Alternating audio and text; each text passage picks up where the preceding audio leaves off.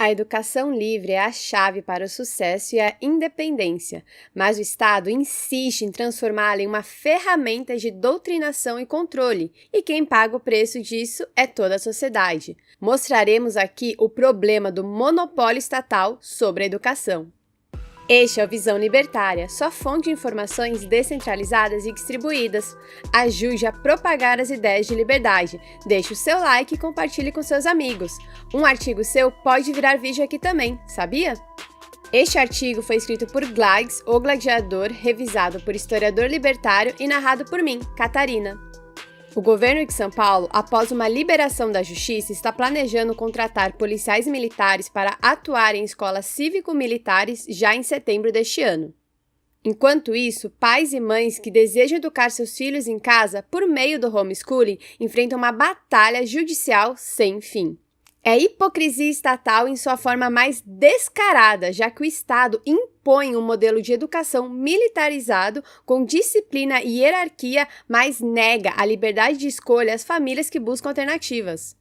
Novos modelos são sempre bem-vindos, claro, mas não podemos nos enganar, mas intervenção estatal na educação não significa, necessariamente, melhor educação. Afinal, Bismarck, o chanceler de ferro da Alemanha, também era militar e nem por isso deixou de ser um dos maiores doutrinadores da história, criador de um sistema educacional que visava moldar cidadãos obedientes ao governo. A indignação é inevitável. O Estado, que se diz preocupado com a educação, na verdade só se preocupa em controlar mentes e corações. O Tribunal de Justiça do Estado de São Paulo derrubou a decisão que suspendia a contratação de PMs para as escolas cívico-militares. Assim, o governo paulista vai retomar o processo seletivo para monitores e monitores-chefes em 100 escolas. O Sindicato dos Professores do Ensino Oficial de São Paulo, APOESP, se mostra desconfiado. Como opositores do modelo militar, alegam que policiais não possuem formação pedagógica para lidar com os desafios do ambiente escolar, além de citarem denúncias de abusos de autoridade, racismo, machismo e LGBTfobia em modelos semelhantes em outros estados. Tá bom, dá para perceber que esse argumento é a típica choradeira esquerdista. Mas eles também relatam que muitos alunos acabam sendo convidados a se retirar dessas escolas para que os resultados aparentem ser melhores. É claro que em escolas militares há muito mais respeito às regras e aos professores. Afinal, nas escolas públicas comuns, infelizmente, casos de violência e de respeito são frequentes. Enquanto isso, a prática do homeschooling, a possibilidade de os pais educarem seus filhos em casa ou contratarem professores particulares com liberdade, carinho e de acordo com seus valores, continua sendo tratada como tabu pelo governo brasileiro. A desculpa é sempre a mesma. A criança precisa se socializar e o Estado precisa garantir a qualidade. Mas todos sabem que, no fundo, não se trata de educação, e sim de controle. O que o governo teme não é o isolamento das crianças, mas o surgimento de mentes livres, capazes de pensar, duvidar e questionar a cartilha ideológica que as escolas públicas impõem ano após ano. É evidente que uma criança pode se socializar em diversos ambientes, clubes, praças, parques, casas de familiares e amigos, entre tantos outros. O medo dos políticos é que os filhos aprendam a refletir em vez de apenas obedecer. E assim, em nome de uma suposta proteção, o governo criminaliza a escolha dos pais, ataca a autonomia das famílias e nega o direito mais natural que existe, o de educar quem você gerou.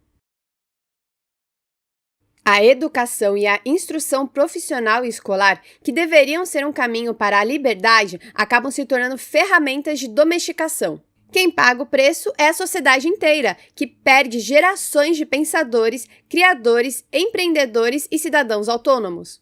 O problema do ensino estatal é que a diversidade de pensamento é tratada como ameaça, o debate é substituído por um consenso imposto e a criatividade é sufocada antes mesmo de florescer. O resultado? Uma sociedade com menos inovação, menos coragem e menos capacidade de enfrentar os desafios reais. O objetivo não é formar mentes, mas moldar peças para a engrenagem estatal. E não se deixe enganar pela falácia de que escolas militares formam pessoas mais inteligentes. Na prática, elas apenas treinam indivíduos para acumular o conhecimento necessário a fim de passar em provas como o Enem. Outro problema recorrente é o desperdício escandaloso de recursos, muitas vezes em cargos inúteis ou em compras sem licitação.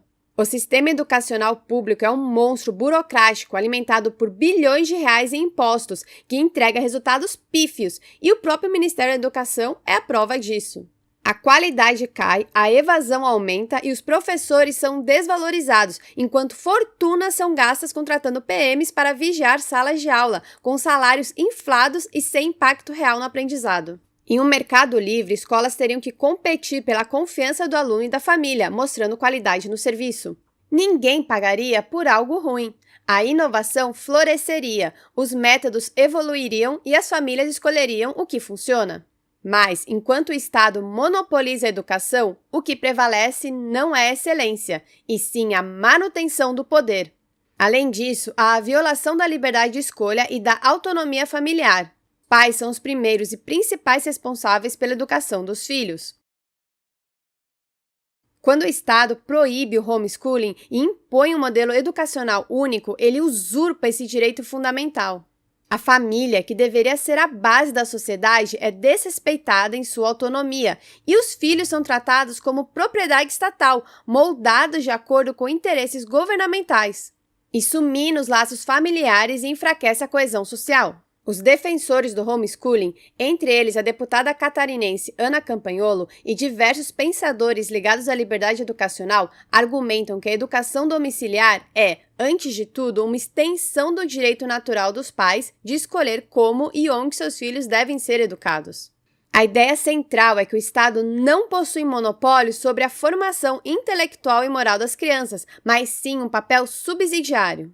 A família, como núcleo fundamental da sociedade, teria a prerrogativa de decidir se prefere a escola tradicional ou ensino em casa, de acordo com seus valores, crenças e necessidades. Campanholo costuma enfatizar que a obrigatoriedade da escola, tal como imposta no Brasil, é um resquício de um modelo de Estado centralizador que desconfia da capacidade das famílias de educarem seus filhos. Para ela, o homeschooling representa uma ferramenta de liberdade e de respeito ao pluralismo, já que permite que diferentes famílias eduquem suas crianças conforme suas convicções filosóficas, religiosas ou pedagógicas. Isso as liberta de uma única visão de mundo transmitida nas escolas públicas ou privadas, muitas vezes alinhadas a agendas ideológicas. Outros defensores, como autores ligados ao movimento liberal e conservador, reforçam que a educação domiciliar proporciona a maior individualização do ensino.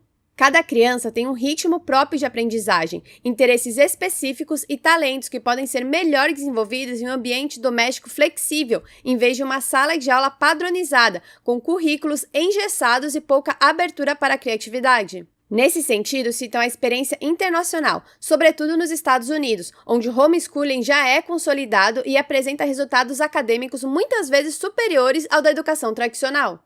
Lá, eles formam indivíduos mais autônomos e preparados para lidar com responsabilidades desde cedo. Outro ponto levantado é a proteção das crianças contra problemas que se tornaram recorrentes nas escolas, como o bullying, a violência e a exposição precoce às drogas e à sexualização.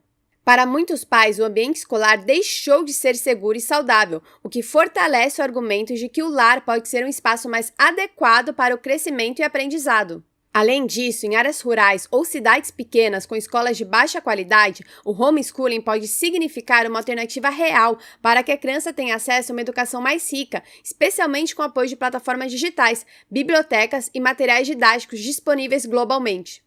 Pensadores como John Holt, um dos pioneiros do movimento de homeschooling nos Estados Unidos, defendem que a aprendizagem é mais eficaz quando motivada pelo interesse genuíno da criança e não por imposições externas.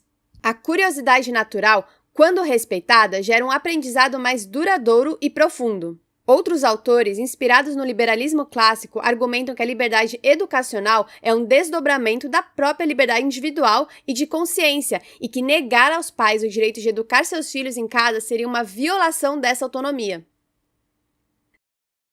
No Brasil, portanto, os defensores do homeschooling articulam seus argumentos em torno de 3 eixos principais: a liberdade das famílias contra a interferência excessiva do Estado, a qualidade e personalização do ensino em casa frente à padronização escolar e a proteção integral das crianças, tanto no plano moral e cultural quanto no físico e emocional. Nesse sentido, a defesa feita por Ana Campagnolo e outros intelectuais converge para a ideia de que a educação domiciliar não é apenas um método alternativo de ensino, mas um direito fundamental que precisa ser garantido e respeitado em uma sociedade democrática.